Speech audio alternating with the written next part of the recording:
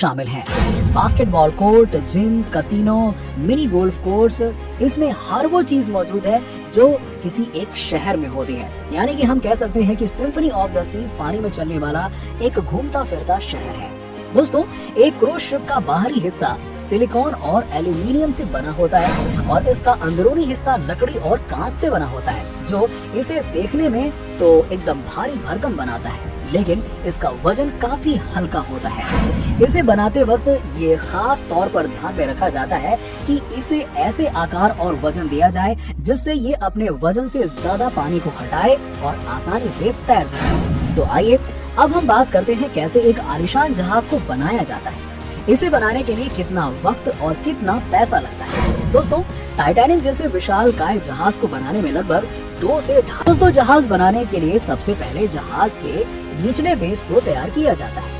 इसी बेस पर पूरा जहाज बनकर तैयार होता है। सबसे पहले इस बेस पर एक बड़े से स्टील का शीट्स लगा दी जाती है। स्टील के शीट्स पर लोहे के मोटी मोटी सलाखों को बिल्डिंग करके जोड़ दिया जाता है और जहाज का निचला हिस्सा बनकर हो जाता है तैयार। इस पूरे काम को करने के लिए एक्सपर्ट्स इंजीनियर कॉल पूरी एक्सीलेंसी के साथ काम करते हैं। इसके बाद जहाज के फ्लोर्स को बनाया जाता है। इसी तरह से जहाज के कमरे और दीवारों को भी स्टील से बनाया जाता है। दोस्तों, इन सभी कामों को करने के लिए बिल्कुल सावधानी बरतनी पड़ती है, क्योंकि एक भी गलती करोड़ों का नुकसान करा सकती है।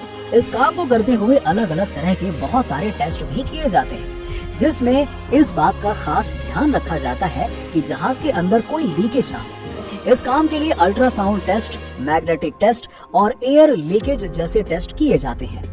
आपको यहाँ बता दें कि जहाज के अलग अलग हिस्से अलग अलग फैक्ट्री में बनाए जाते हैं, जिन्हें समुद्र तट के पास लाकर एक जहाज पर जोड़ने का काम किया जाता है। दोस्तों, जहाज के बाहर का काम पूरा होते ही इंटीरियर का काम भी निपटा दिया जाता है। अब दोस्तों, बारी आती है इसके इम्पोर्टेंट काम की, यानी कि जहाज के इंजन और प्रोपेलर के फिटिंग की। हम आपको बता दें कि जहाज समुद्र के लहरों पर इसी इंजन और प्रोपेलर की सहायता से चलती जाती है। जहाज के प्रोपेलर बड़े से बड़े इंजन होते हैं, जिन्हें जहाज के साथ जोड़ा जाता है। इंजन के चलने से प्रोपेलर पानी में घूमता है, जिस वजह से जहाज पानी में चलती है। ये प्रोपेलर आमतौर पर एल्यूमिनियम और स्टेनलेस स्टील से बने होते हैं। दोस्तों, समुद्र के खारे पानी से जहाज में जंग लगने का डर होता है। इसकी वजह से जहाज के निचले हिस्से में जिंक एनोड लगाया जाता है। स्टील पर जंग लगने से पहले इस जिंक एनोड पर जंग लगता है। इस प्रोसेस के बाद जहाज के निचले हिस्से से सैंड ब्लास्टिंग की और इससे स्टील की सतह बिल्कुल स्मूथ हो जाती है। इंटीरियर, जहाज के इंटीरियर को काफी खूबसूरत बनाया जाता है। इसके लिए जहाज के स्टीलों के दीवारों पर लकड़ी और अलग अलग मटेरियल का इस्तेमाल किया जाता है।